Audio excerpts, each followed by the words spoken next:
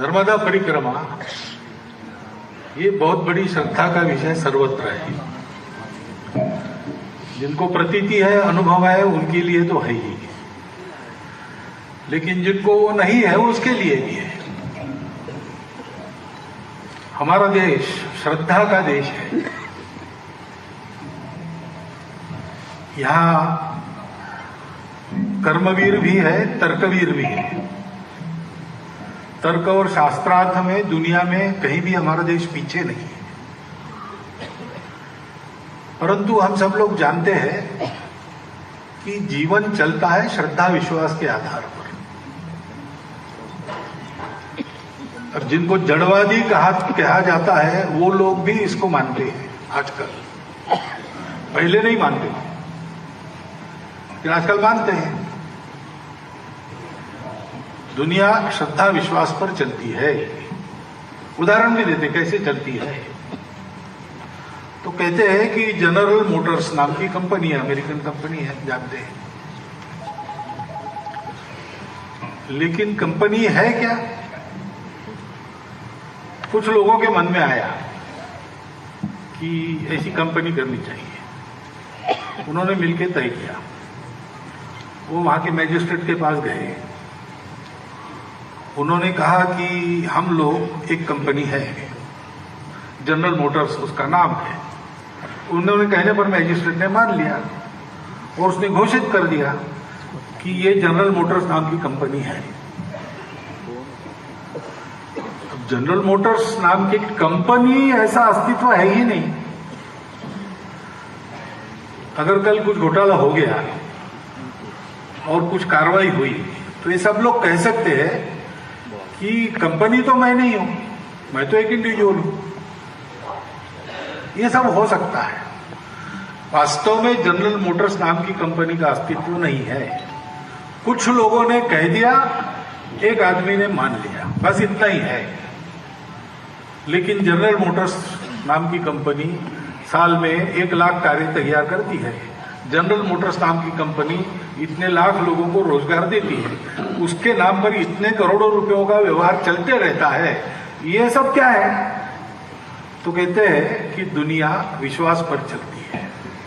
कुछ लोगों ने कहा हम कंपनी है, एक ने मान लिया, उसने बता दिया ये कंपनी है, लोगों ने मान लिया और सब चल रहा है।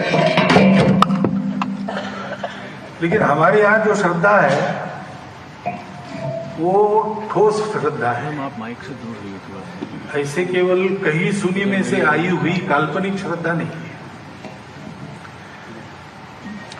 प्रत्यक्ष प्रतीति के आधार पर बनी श्रद्धा है। और वो प्रत्यक्ष प्रतीति भी हमारे यहां जो कोई प्रयास करेगा वो ले सकेगा। वैज्ञानिक ऐसा आप सुनते, वैज्ञानिक बुद्धि से चलो, वैज्ञानिक वृत्ति से चलो। वैज्ञानिक वृत्ति यानी क्या है? तो प्रत्यक्ष प्रमाण चाहिए। लेकिन आज वैज्ञानिक कहने वाले लोग भी प्रत्यक्ष प्रमाण उनके पास होगा ऐसा नहीं है। लेकिन हमारे भारत की जो श्रद्धा है उस श्रद्धा के लिए प्रत्यक्ष प्रमाण है। प्रत्यक्ष प्रमाण को आपके साथ साझा करने वाले लोग हैं। और अगर आपको वो प्रमाण लेना है तो आप ले सकते हो। प्रयास आपको करना पड़ेगा, प्रयोग आपको करना पड़ेगा। तो इसलिए श्रद्धा और विश्वास की भावनाओं को हमारे यहाँ एक साकार रूप दिया है। उनको भवानी और शंकर कहा है। भवानी शंकरो वंदे श्रद्धा विश्वास रूपणो याभ्याम विना न पश्यन्ति सिद्धा स्वांतस्थम ईश्वरम। अपने अंदर है भगवान, अपने इतना निकट है, अपने ही अंदर है। लेकिन बड़े बड़े सिद्ध महात्मा भी बिना श्रद्धा और बिना विश्वास के उसका दर्शन नहीं कर सकते। और इसलिए श्रद्धा विश्वास यानी भवानी शंकर, ऐसा अपने यहाँ कहा गया है। ये श्रद्धा किस प्रतीति से आई होगी? वरना मनुष्य तो जो दिखता है उसी को मानता है, जो नहीं दिखता है वो होता ही नहीं है, ये मनुष्य स्वभाव है। विज्ञान भी यही कहता है कि जो नहीं दिखता है, 5 ज्ञानेंद्रिय है, उसके आधार पर जो नहीं हम समझ सकते या उनको दूरबीन लगाकर या उनको माइक्रोस्कोप लगाकर हम नहीं समझ सकते तो वो है। लेकिन हमारे यहां ऐसा नहीं है। हमारे यहां ये कहा गया कि इसके भी आगे है, जो उपनिषद है। उपनिषद पुराने उपनिषद है, नए उपनिषद है, कालक्रम के अनुसार उनकी रचना करते हैं और फिर देखते हैं तो ध्यान में आता है कि जो पुराने उपनिषद है वो सत्य को बाहर खोज रहे हैं। सत्य वायु में है क्या, सत्य अग्नि में है क्या, सत्य आकाश में है क्या। जैसे जैसे वो नए यानी प्राचीनता छोड़कर अर्वाचीन काल में आते हैं तो ये बाहर की खोज बंद हो गई, क्योंकि बाहर की खोज में मिला कुछ नहीं मिलता है। सत्य और सुख बाहर मिलता नहीं है, जो मिलता है वो तात्कालिक होता है, ज्यादा होने पर फीका हो जाता है। एक बार मिल गया तो बार बार चाहिए, वो हमारी सुख की तृष्णा को तृप्त नहीं कर सकता। और मनुष्य की खोज है नित्य निरंतर प्राप्त होने वाला, कभी फीका न पड़ने वाला सुख चाहिए। तो बाहर मिलता नहीं। रसगुल्ला खाएंगे, कितना खाएंगे? 1 खाएंगे, 2 खाएंगे, 5 खाएंगे, 10 खाएंगे। होड़ लगाकर 100 खाने वाले भी लोग हैं। लेकिन उनको भी एक क्षण आता है जब रसगुल्ला देखने के बाद उल्टी हो जाती है। तो रसगुल्ले में सुख नहीं खोजो, रसगुल्ले में सुख नहीं है। उसकी अति हो गई तो वो सुख दुख बन जाता है। पर्याप्त मिलने के बाद भी कल फिर से लगता है कि चाहिए। आज तृप्त हो गए, इतना तृप्त हो गए कि अब सामने आया तो उल्टी करेंगे, लेकिन एक रात गुजरने के बाद दूसरे दिन पूछे तो और 5 ले लेंगे। बाहर सुख नहीं मिलता है, सुख तो अपने अंदर है। ये जब पता चला तो हमारे पूर्वजों ने अंदर खोजना प्रारंभ किया, बाकी दुनिया रुक गई। उसने अंदर खोजने का कष्ट नहीं किया, हमने अंदर खोजा। और खोजते खोजते हमारे पूर्वजों को एक सत्य मिल गया। उस सत्य ने उनको ये बताया कि सब में वही सत्य है, सब है ही नहीं, सब ये भ्रम है, एक ये सत्य है।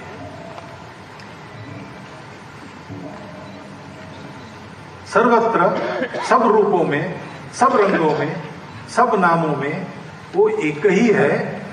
रंग रूप नाम वगैरह विविधता ये मिथ्या है, यानी कुछ देर चलती है, उसमें से जाना पड़ता है। वो भी एक स्तर है जीवन का, लेकिन वो शाश्वत नहीं है। शाश्वत स्तर है एक। ये विविधता है तब भी वो है, विविधता नहीं है तब भी वो है। और वही तुम में है। तुम जो समझते हो कि मैं हूं, तुम नहीं हो, वो है। तुमने मान लिया कि मैं हूं, इसे जब तक तुम मानते हो तुम हो, तब और भी है। और मैं और बाकी, इस भ्रम में से तुमको जाना पड़ेगा, उसको पार करना पड़ेगा, तभी तुम समझोगे कि तुम नहीं हो, वही है। दुनिया में झगड़े होते ना, भगवान एक है कि अनेक है। हमारे दार्शनिक कहते हैं एक अनेक के झगड़े में क्या पड़ते हो, वही भगवान ही है, दूसरा कुछ है ही नहीं। तब सब झगड़े व्यर्थ हो जाते हैं। क्योंकि ये जब हमारे पूर्वजों को पता चला तो उनको पता चला कि सब अपना ही है, सब में मैं हूं और मेरे में सब है। इसलिए हमारा जीवन कैसा है, वो सबको अपना मानकर चलता है। अब अपनेपन से सबका व्यवहार होता है क्या? नहीं होता है। जब तक हम मैं और मेरे के भ्रम में हैं, तब तक फिर वो और उसका, ये भी है, मैं और मेरा, वो और उसका, इसका झगड़ा कभी न कभी होना अनिवार्य है। इसलिए दुनिया में संघर्ष चलते हैं। मैं हूं तो मैं बढ़ता हूं, दूसरे हैं उनकी परवाह नहीं करता हूं, क्योंकि मुझे ये बोध है, अभी मैं आपके सामने बोल रहा हूं, ये बोध है मैं बोल रहा हूं। आपको ये बोध नहीं हो रहा है कि मैं बोल रहा हूं, आपको बोध रहा है हम सुन रहे हैं, यानी मैं सुन रहा हूं। तो हमारे सबके बोध अलग अलग है, तो हमारे सबके स्वार्थ भी अलग अलग है। और मैं ये देखता हूं कि मुझे तो एक ही बोध है, मैं हूं, आप हो, कि मैं देख रहा हूं लेकिन मुझे बोध नहीं है। जैसे मैं जानता हूं मैं हूं, और इसलिए फिर आप है इसका विचार मैं नहीं करता। मैं हूं, मैं बना रहा हूं, मैं बढ़ू, मैं बना रहा हूं, उसमें आपका जो होना है वो मुझे परवाह नहीं, क्योंकि मैं हूं। सिर सलामत तो पगड़ी 50 देते, यानी क्या? मैं हूं तब तक दुनिया है, मैं ही नहीं हूं तो फिर दुनिया की क्या परवाह करता हूं। इसके चलते फिर झगड़े होते हैं, इसके चलते सारी समस्याएं हैं। लेकिन हमारे पूर्वजों ने ये जाना कि ये मैं मेरा एक स्तर तक चलता है, उसके बाद ये नहीं है, और इसलिए इसमें से जाना पड़ता है। लेकिन जाते समय ये ध्यान में रहा कि ये एक नाटक है,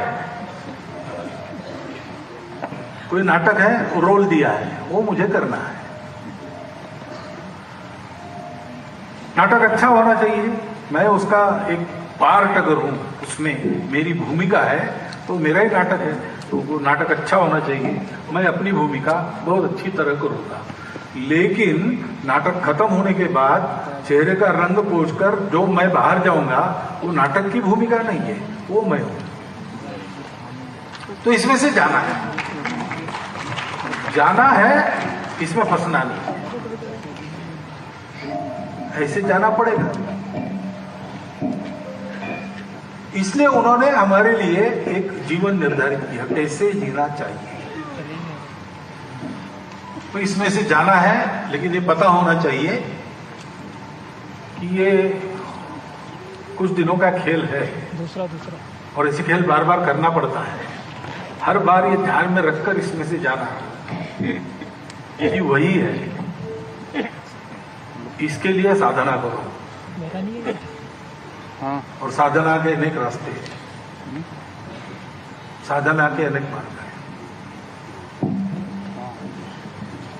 लेकिन इसमें से जाना है तो जाते समय यहां तुम अहम भाव से जो करोगे परिणाम तो होते हैं। जीवन का नियम है, सृष्टि का नियम है, कुछ होता है तो उसके परिणाम होते हैं। जो मैं करता हूं उसके मुझ पर परिणाम होते हैं, दुनिया पर तो होते ही है, मुझ पर भी होते हैं। लेकिन मेरे हाथ से हो जाए और मैं उसमें न फंसूं, मैंने नहीं किया, ये मेरा दृढ़ भाव रहे, तो परिणाम मुझे नहीं चिपकते। तो चादर पर दाग नहीं लगता, झीनी झीनी चदरिया जैसी मिली थी वैसी के वैसी वापस कर सकते। ऐसा जाना है तो साधना करो, लेकिन ऐसा जाना है इसलिए बाहर जो होगा वो तुम्हारी उपस्थिति में तुम निमित्त बनकर जो होगा, तुम निमित्त ही हो और कुछ नहीं, तो वास्तव में तुम हो नहीं। तो नाटक में तुम निमित्त हो, नाटक में तुम जो कर रहे हैं वो तुम नहीं कर रहे, वो किसी ने लिखा है, कैसा करना किसी ने डायरेक्ट किया है, वही तुम कर रहे हो, तो तुम्हारा नहीं है। लेकिन जो तुम करोगे कठिन है, मैं नहीं कर रहा हूं मानना, इसलिए उससे तुम थोड़ा अलग रहकर करना, संग नहीं करना। रास्ता तय करना है तो रास्ते पर से जाना है, जो जो बीच में आएगा उसको लांग कर जाना है, उस पर कूद कर जाना है, उसको साथ करके जाना है, जाना तो है तो करना पड़ेगा। लेकिन जो तुम करोगे वो अच्छा करो, खराब मत करो। जैसे तुम हो, मैं हूं, ये बोध लेकर तुम पार हो रहे हो, सिर्फ बाकी भी लोग वो है ये बोध लेकर चल रहे हैं, उन पर आक्रमण मत करो, उनका खेल बिगाड़ो मत, ठीक से चलो। नाटक हो रहा था, बहुत नामवर नट उसमें थे, प्रत्यक्ष प्रसंग है। मैं गया था और विद्यार्थी था, बहुत अच्छा नाटक था, संभाजी महाराज के जीवन पर था। इथे ओशाळाला मृत्यू ऐसा नाम था उसका। तो उसमें प्रसंग है कि औरंगजेब अपने सरदारों को डांटता है कि तुम लोगों में कुवत नहीं है इनसे लड़ने की, क्योंकि ये गुण वर्णन करता है, ये लोग ऐसे हैं, इनसे तुम पार नहीं पा सकते, और खूब क्रोधित होकर डांटता है। ऐसा प्रसंग है। अब नाटक की भूमिका में भी शायद उस दिन औरंगजेब की भूमिका करने वाले जो प्रसिद्ध थे, वो शायद अपनी जो इस दुनिया की असली पहचान है, जो नाम है उनका, जो जीवन है, वो शायद थोड़ा सा याद रखे थे, भूले नहीं थे। पूरा औरंगजेब होकर काम शायद नहीं कर रहे होंगे, पता नहीं क्या है। तो डांटते डांटते औरंगजेब ने सरदारों को कह दिया, गेट आउट, तुम बाहर जाओ। अब औरंगजेब ने अंग्रेजी में गेट आउट कहा। लोग हंसे लेकिन भूल गए, क्योंकि इतने महान अभिनेता थे कि चलो ऐसा दाग लगने से उनको नजर नहीं लगी किसी की, यही हो गया, इतना अच्छा अभिनय करते। ठीक है, वो प्रसंग आएगा, लेकिन बाद में नाटक समाप्त हो गया। हम 3-4 मित्र थे कॉलेज के, जाने के पहले कॉफी पी के जाना, पीछे सामने एक होटल है, उसमें गए। तो वहां हमने देखा कि वो और संभाजी का काम करने वाले 3-4 मिनट वहां बैठे थे, कॉफी सामने पड़ी थी और ये रो रहे थे। ये मेरे से गलती कैसे हो गई? कैसे करना? तन्मयता से करना। गीता में कहा है, सत्ता कर्मण्य विद्वांसो, कर्म में सख्त होकर जुड़कर करने वाले अविद्वांस या न जानने वाले लोग जैसे करते हैं, जानने वाला भी वैसे ही करता हुआ दिखता है, लेकिन वो जुड़ा हुआ नहीं। अभी कितनी कठिन बात है, लेकिन ये सहज हमारे लिए करने का वातावरण हमको हमारे आध्यात्मिक महापुरुषों ने दिया। मैंने कहा ना, अनेक मार्ग होते हैं साधना में। तो एक ज्ञानेश्वर महाराज ने वर्णन किया है कि एक रास्ता ऐसा होता है कि पंछी झाप एकदम उड़कर जो चाहिए उस पर झाप देकर उसको पकड़ के ले लेता है, एक झाप में काम हो जाता है। ऐसे कुछ लोग होते हैं, वो उस प्रकार सीधा वहीं जाते हैं। शंकराचार्य जैसे हो गए, बचपन में ही सारे मोह त्याग कर निकले, श्रेय को प्राप्त कर लिया। लेकिन कुछ लोगों का यह सामर्थ्य नहीं होता। तो बिल्कुल सामान्य व्यक्ति का मार्ग कैसे है? जैसे चींटी चलती है, छोटे छोटे कदमों से जाती है, उसी फल को खाने के लिए जाती है जिसको पंछी एक झाप मारकर उसका रस चूस लेता है। ये चलकर जाती है, धीरे धीरे कब पहुंचती है पता नहीं, लेकिन पहुंचती है और अपने छोटे से मुंह से जितना मुंह में आता है उतना रस चूसती रहती है। इसको पिपीली का मार्ग कहते हैं। सब प्रकार के लोग हैं दुनिया में, तो सबके लिए रास्ते हैं और उन सब की मान्यता है। इसमें छोटा बड़ा नहीं है, इसमें छोटा बड़ा नहीं है।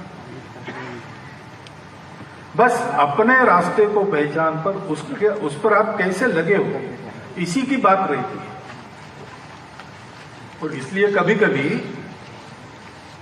उत्तम रास्ते को मनोयोग से करने वालों को भी जो नहीं प्राप्त होता है, वो सामान्य लोगों को उनके ये चीटी वाले कदम से मिलता है।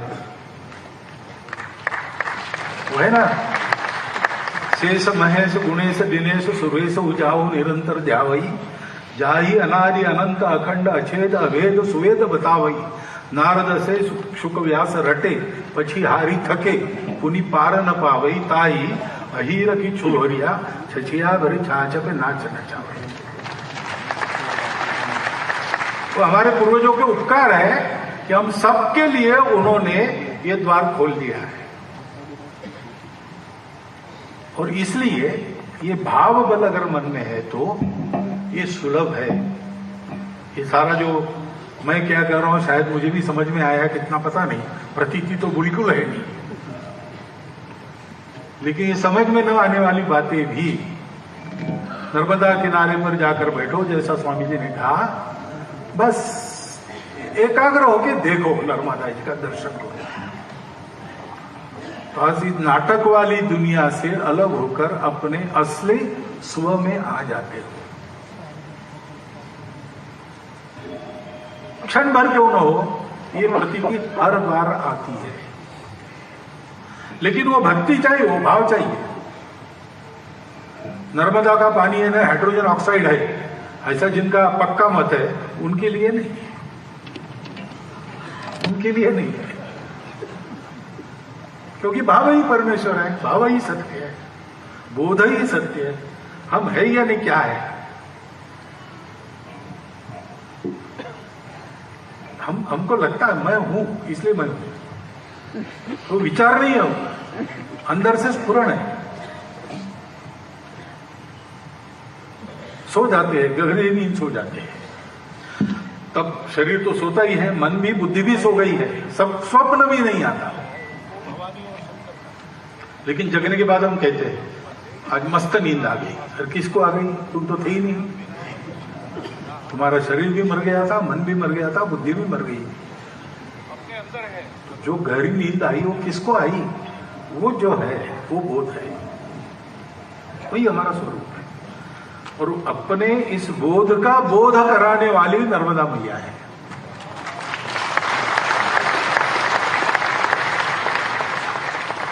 इसकी अनुभूति ले सकते हैं, सब लोग ले सकते हैं। वो मैया है, वो योग्यता नहीं देखती। मेरा पुत्र मेरिट में आने वाला विद्यार्थी है कि स्कूल छोड़कर इधर उधर दंगा करने वाला असमंजस ऐसा बालक है, वो देखती नहीं, वो अपना बालक है, तो दोनों को देती है, समान देती है। थोड़ा जाकर बैठो वहां पे, ऐसा ये सर्वत्र देखने की जो शक्ति है वो हमारे पूर्वजों ने हमको जो भाव दिया है उस भाव के कारण मिली है। वो महत्व की बात है। भारत का अस्तित्व उस भाव के कारण है, और भारत का अस्तित्व उस भाव के लिए है, क्योंकि ये भाव नहीं है मन में, इसलिए सारी समस्याएं हैं। इसको आप भक्ति कहो, इसको आप अपनापन कहो, आत्मीयता कहो, हम सब एक है। तो पेड़ और मैं भी एक हूं, नदी और मैं भी एक हूं, पहाड़ और मैं भी एक हूं। भगवान सर्वत्र है, सर्वत्र पवित्रता है, कहीं भी अपवित्रता नहीं है। आपको लोगों को भी होगा ना, तो जाते जाते गलती में कुछ किताब पढ़ी है नीचे और आपका पैर लग गया, तो कुछ लोग तो तुरंत झुककर नमस्कार करते हैं, कुछ लोग जाते जाते ऐसा कर देते हैं, लेकिन करते जरूर है, क्योंकि हमको बचपन से यही पढ़ाया है, वो विद्या है। अरे वो कागज है, कागजों का पुलिंदा नहीं, वही विद्या है, वो सरस्वती मां है। उसमें पवित्रता है, उसमें चैतन्य है। सब जगह इस चैतन्य और पवित्रता को देखने का भाव जो भारत को दिया है, उसके चलते भारत जब सर्वमोर देश था, 3000 वर्षों तक दुनिया में कोई कलह नहीं हुआ है, पर्यावरण कभी बिगड़ा नहीं, तकनीकी प्रगति बड़ी ऊंची थी, परंतु पर्यावरण नहीं बिगड़ा। मनुष्य का जीवन सुखी था, मनुष्य का जीवन सुसंस्कारित था। अप्रमाण है। एक विलियम डैली रिम्पल है, उसकी नई पुस्तक आप पढ़िए, दी गोल्डन वे, गोल्डन गेट, गोल्ड नहीं, दूसरा कुछ है। भारत का ये जो प्रभाव था सारी दुनिया पर, वो कैसे आया उसका उसने अभ्यास पूर्वक सारे सबूत वगैरह देकर वर्णन किया है। हमने विश्व का नेतृत्व किया, किसी देश को जीता नहीं, किसी का व्यापार हमने दबाया नहीं, किसी को बदला नहीं, कन्वर्ट नहीं किया। जहां गए वहां हमने सभ्यता दी, वहां हमने ज्ञान लिया, शास्त्र सिखाए, जीवन को उन्नत किया। प्रत्येक राष्ट्र की अपनी पहचान थी, सब थी, लेकिन आपस में एक सुसंवाद चलता था। वो आज नहीं है। मनुष्य के हाथ में इतना ज्ञान आ गया है कि बहुत सी बातें वो प्रत्यक्ष करता है जो पहले प्रत्यक्ष नहीं कर सकते थे। तो ऐसा होने के बाद भी ज्ञान विज्ञान बढ़ा, लेकिन संहार भी बढ़ा। तथाकथित विकास हुआ, लेकिन पर्यावरण भी बिगड़ा। मनुष्य उन्नत बना भौतिक दृष्टि से, लेकिन परिवार टूटने लगे, आपस में पटती नहीं, माता पिता को रास्ते पर लोग छोड़ देते हैं, संस्कार नहीं है। ऐसी विकृति आ गई नई पीढ़ी में कि ये मांग होती है कि वो अगर मानता है कोई लड़का कि मैं लड़का नहीं लड़की हूं, तो कहने चाहिए हाँ तू हो, उसको दबाव मारे। वो कहता है कि मैं सीआर हूं, तो मानना चाहिए। ऐसे विकृत प्रवाह चलने लगे। 2000 वर्षों में ये हालत हो गई, सब प्रकार के प्रयोग हो गए। क्या नहीं है? बस यही नहीं है, भाव नहीं है, भक्ति नहीं है, यानी जुड़ना नहीं है। अपनापन जोड़ता है, वो अपनापन नहीं है, क्योंकि हमारा संबंध है ये बताने वाला कुछ नहीं है। वो लोग नदियों को मैया नहीं कहते, कह नहीं सकते। अमेजॉन मैया ऐसा नहीं कहेंगे, मिसिसिपी मैया ऐसा नहीं कहेंगे। हमारे यहाँ अपने गांव की स्थानीय नदी है, छोटी सी है, गर्मी में सूख भी जाती है, लेकिन लोग उसको भी मैया कहते हैं, उसको भी गंगा कहते हैं। ये भाव है। सुशिक्षित अशिक्षित सब में है, गरीब अमीर सब में है। पूजा किसी की कोई हो, ये भाव सर्वत्र है। अपनापन, संबंध। उस गांव में गए, पानी नहीं पिएंगे यहाँ, क्योंकि क्या हो गया? नहीं, हमारे गांव की लड़की यहाँ की है। अरे तुम्हारे गांव की लड़की तुम्हारी कुछ है क्या? नहीं नहीं, वो दूसरी जाति की है, लेकिन हमारे गांव की लड़की यहाँ की है, तो समझी कि आप पानी नहीं पिए। हमारे गांव की लड़की गई तो हमारे समझी बन जाते हैं। ये जो रीति है, ये जो नीति है, वो मन के भाव से आती है। और इसलिए हमेशा हम विकास की अगर अपने विचार से सोचेंगे तो यही सोचेंगे कि बिना कुछ बिगाड़े हम आगे बढ़े।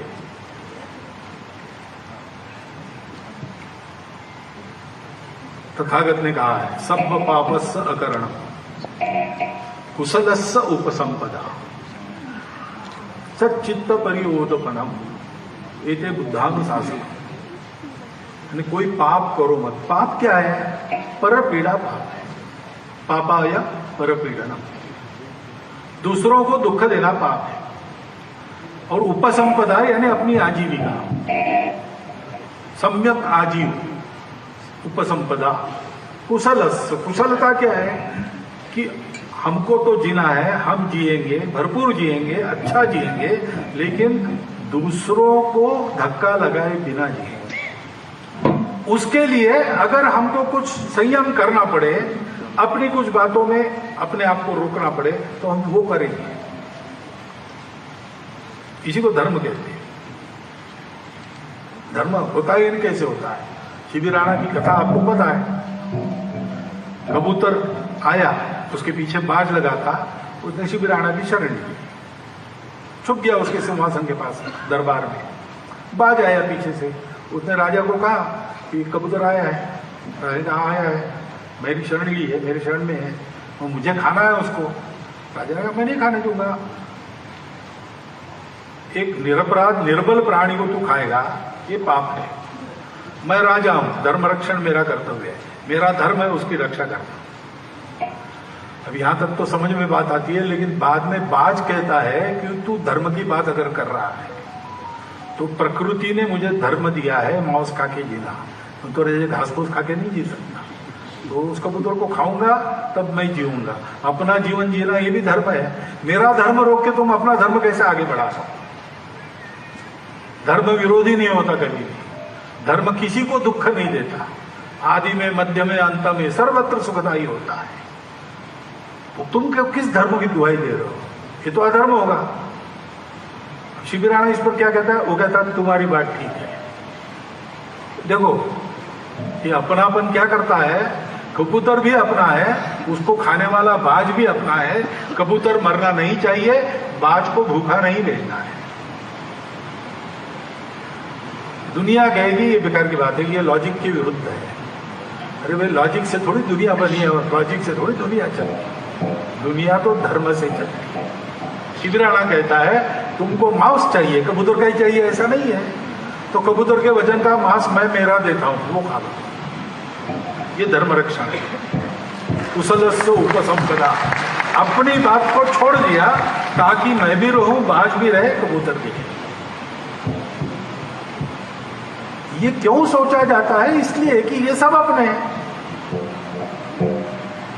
ये अपनापन, ये भक्ति, ये आवश्यक है। ज्ञान और कर्म ये दोनों मार्ग है। आकाश में झाप लगाना या चींटी के कदमों से चल के पहुंचना, ज्ञान है, कर्म है, दोनों चाहिए। निष्क्रिय ज्ञानी काम के नहीं, ज्ञानी लोगों के निष्क्रिय होने के कारण ही गड़बड़ होती है। और जो कर्म करता है उसको ज्ञान नहीं है तो वो पागलों का कर्म हो जाता है। ये दोनों चाहिए। दोनों पंखों से पक्षी उड़ता है ना, वाभ्याम में वो पक्षाभ्याम, दोनों पंखों से यथा खे आकाश में पक्षिणाम गति तथैव ज्ञान कर्मभ्याम जायते परमम पदम। परंतु ज्ञान और कर्म ये दो पंख जिस शरीर को पकड़ते हैं, इसलिए वो शरीर उड़ सकता है, वो शरीर भक्ति है। ज्ञान कर्म और भक्ति की संतुलित त्रिवेणी जीवन में कैसे बहाना, ये हमारे पूर्वजों ने अनेक पंथ संप्रदायों के माध्यम से अनेक रास्ते बताकर सबको बताया है। उस पर श्रद्धा रखकर आज भी अपना देश चलता है, और इसलिए सबकी भविष्यवाणियां झूठी कराकर हमारा देश आगे बढ़ रहा है। चर्चिल ने कहा था तुम टिकोगे नहीं, स्वतंत्र हो जाओगे, बढ़ जाओगे, नहीं हुआ। इंग्लैंड बढ़ने की स्थिति में आ रहा है, हम नहीं बढ़ेंगे, हम बढ़ेंगे आगे। कभी बढ़ गए थे, वो भी हम मिला लेंगे।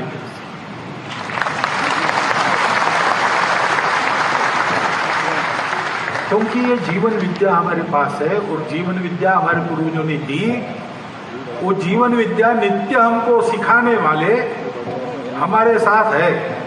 व्यक्ति भी है, तपस्वी महात्मा भी है, हमारी प्रकृति है, हमारे पहाड़ है, हमारी नदियां है, हमारे पत्थर है, हमारे पेड़ है, हमारे पशु पक्षी है। किसकी पूजा नहीं करती इसमें से? हम इन सब की पूजा करते हैं। इन सबके लिए पूजा का दिन है हमारे यहाँ, क्योंकि सब जगह चैतन्य, सब जगह की पवित्रता है। जहां जहां उत्कर्ष से प्रकट होती, सामान्य आदमी भी देख सकता है, उसको हमने पूजा का विषय बनाया। जो जो जीवन को मदद करने वाला है उसको हमने पूजा का विषय बनाया। जिससे हमारा पोषण है उसको हमने माँ कहा है। गौ माता, तुलसी माता, गंगा माता, सब माँ, क्योंकि वो हमारा पोषण है, उससे हम बढ़े हुए हैं। ये एक जीवंत चैतन्य की अनुभूति पर आधारित नाता हमने जो बनाया है, उसके कारण हमारा देश चलता है। आज की दुनिया इस नाते को तरस रही है। उनको ये मालूम नहीं है। समस्या मालूम है, उपाय भी मालूम है, लेकिन किए नहीं जाते क्योंकि पता नहीं, ये संबंध पता नहीं। 300 साढ़े 3 वर्षों से उनको ये बताया जा रहा है कि संबंध है नहीं, सब अलग अलग है, बेकार की बात है। जो बलवान है वही जिएगा, इसलिए बलि बनो। किसी के पेट पर पैर देकर बनते हो कोई बात नहीं, किसी का गला काट के बनते हो कोई बात नहीं।